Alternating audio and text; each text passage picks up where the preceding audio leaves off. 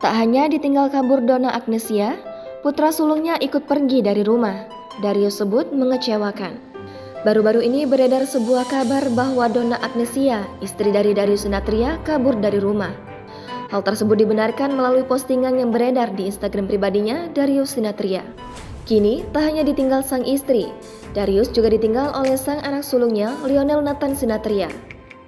Melalui akun YouTube-nya The Sinathrya pada 5 hari yang lalu, Darius nampak harus mengikhlaskan sang anak untuk tinggal di Prancis. Lionel pergi untuk mengejar cita-citanya menjadi pemain sepak bola profesional.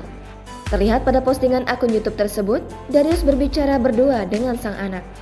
Darius menanyakan kepada anaknya apa yang dirasakan Lionel ketika akan berpisah lagi. Mendengar hal tersebut, Darius pun bertanya kembali kepada sang anak apa yang ada di dalam pikirannya sehingga tidak ingin mengecewakan Darius Sinathrya dan Donna Agnesia. Kemudian, Darius Sinathrya pun menasihati sang anak. Jangan lupa subscribe, share, komen, dan like ya!